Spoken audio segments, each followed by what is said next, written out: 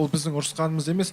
Қазақтарда жандай ұят болады дегенше, вот сол, по-моему, нетеді. Мысалы, жаңа туысқандар, не қызың бай іздеп жүр ма деген сияқты әңгіме айтады. Вот содан бірдеңе шығарып. Келіспеймін. Бірақ келді ғой бірдеңе қылып махаббат. Жоқ, келді ғой, сол келгеннен кейін, мысалы, ескертіп келді ғой. келгеннен кейін де көріп отыр ғой, жаман болып отқан жоқ қой махаббат. Енді ескертіп келді ғой. Иә, сол бақытты болып отыр, бәрі болып отыр. Енді жаңа өзі айтып кетті ғой, туысқандар айтып жатыр, содан кейін анамның ойы өзгерді деп. Вот тура сол сияқты туысқандар айта бастайды, не анау қызың, анау, мысалы, мере жаман болып отқан жоқ қой, халық көріп отыр ғой. Әп-әдемі жаңа тура Мадина айтқандай, не істесе де, кездессе де бәрі елдің алдында көрсетіледі.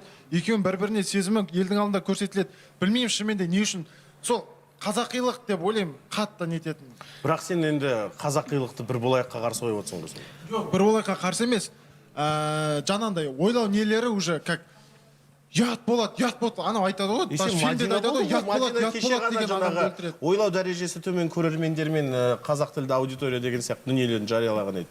Келісесің демек, Қалай? Мадинаның кешегі сторисін көрдің ба?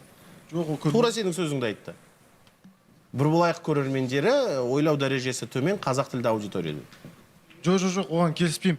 Оған просто ұят болады дегенді айтқым келіп тұр да, ұят болады. Вот қазақтарды көп жерде өлтіретін ұят болады деген зат. Онда не қылып отырсың? Жоқ, біз Напнармен отырмыз ғой мұнда. Ол менің сөзім емес, ол көрменің сөзі.